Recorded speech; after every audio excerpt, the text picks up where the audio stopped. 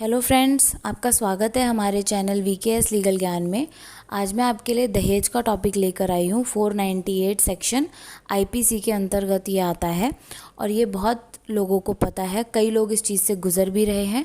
आज मैं इसको आपके सामने 4 पॉइंट्स में डिवाइड कर रही हूँ। पहला तो दहेज क्या होता है, दूसरा पति और उसके रिश्तेदारों में कौन कौन शामिल होता है, तोहफे और दहेज में क्या फ़र्क होता है, एफआईआर किस तरीके से लिखवानी चाहिए आपको और इसका प्रोसेस क्या होता है।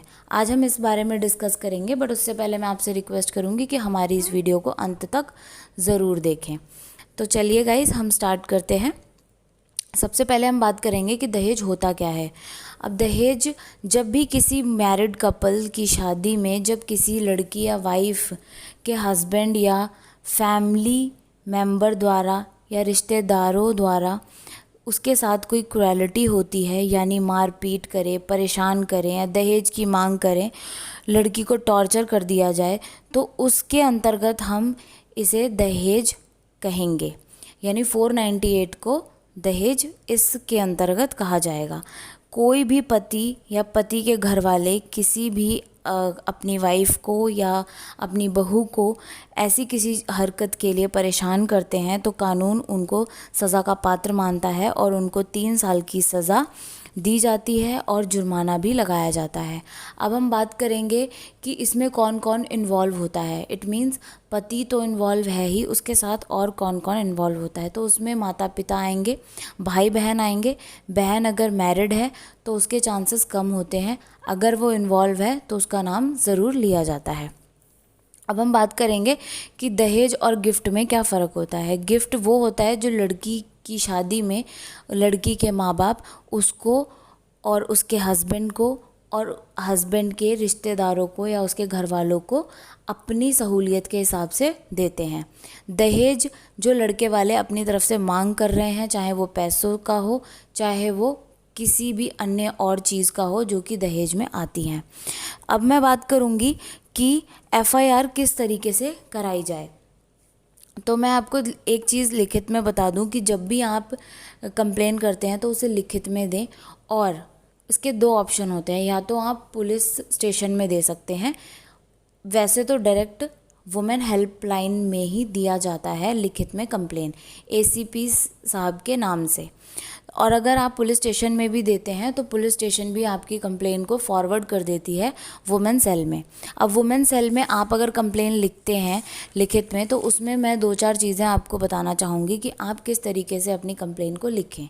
अगर आप अपनी कंप्लेन लिख रहे हैं तो उसमें हमेशा ध्यान रहे, जो भी आप अपने साथ घटित पूरी की पूरी वारदात या फिर अपना इंसिडेंट लिख रहे हैं, उसमें कोशिश करें कि डेट, मंथ और ईयर ज़रूर मेंशन हो अपने उस घटना के साथ। अपने दहेज की जो भी आप सामान लेकर गए हो या जो भी आपने दिया है शादी में, उस सामान की लिस्ट ज़रूर बनवा लें। और अगर लड़की के साथ कोई मार पिटाई हुई है तो उस मार पिटाई का मेडिकल ज़रूर करवा लें। अब इसके बाद हम बात करेंगे कि जो भी आप कंप्लेन लिखते हैं, या तो आप डायरेक्ट वुमेन सेल में देते हैं या पुलिस वाले आपकी फॉरवर्ड करते हैं वुमेन सेल में, तो उसमें आपको वुमेन सेल में समझौते करने के लिए बुलवाया जाता है। पहली प्रायोरिटी यही होती है कि आप लोगों का रिश्ता सुलझ जाए। उसके बाद अगर आपका वुमेन सेल में समझौता नहीं होता तो आपके पास वाले कोर्ट में या न्यायालय में आपको भेज दिया जाता है। वहाँ पे मीडिएशन सेंटर में भेजा जाता है, वहाँ पे भी समझौता ट्राई किया जाता है कि आपके बीच का समझौता हो जाए। और अगर आपका समझौता वहाँ पर भी नहीं होता तो आपकी कंप्लेन को वापस कर दिया जाता है वुमेन सेल में। वुमेन सेल में वापस होते ही एसीपी साहब उस पर एक ऑर्डर कर देते हैं उस कंप्लेन पे, जो कि एफआईआर के लिए ऑर्डर होता है और फिर वहाँ से आपकी एफआईआर हो जाती है। इसके बाद वुमेन सेल द्वारा जैसे ही आपकी कंप्लेन को एफआईआर में कन्वर्ट किया जाता है, उसके बाद पुलिस की प्रायोरिटी बन जाती है कि अब वो उसमें सारी अपनी गवाहों को जोड़कर सारी अपने चार्जशीट तैयार करके कोर्ट में दाखिल करे। इसके बाद अगर लड़की अपना सामान वापस लेना चाहती है तो वो भी वुमेन सेल के द्वारा, जब वुमेन सेल में आपका समझौते की बात चल रही होती है तब आप मांग सकते हैं। तो वहाँ पे बातचीत के दौरान आपके पति द्वारा आपका सामान लौटाया जा सकता है। और अगर तब भी ना हो तो आपकी मदद पुलिस कर सकती है। वो अगर चाहें आपके साथ जाके आपका सामान वापस ला सकती है। अगर वो भी ना हो तो उसके अलावा आप कोर्ट में एक एप्लीकेशन दायर करके लगा के आप अपना सामान वापस ले सकते हैं। इसके अलावा एक मोस्ट इम्पॉर्टेंट चीज़ कि लड़की अगर सारा सामान तो वापस ले रही है बट गोल्ड ज्वेलरी के लिए उसे कोर्ट में ही प्रोसीडिंग्स के द्वारा अपना गोल्ड वापस ले पाएंगी, उससे पहले पॉसिबल नहीं हो पाता। तो गाइज़ आई होप आपको ये वीडियो समझ आई होगी काफ़ी हद तक।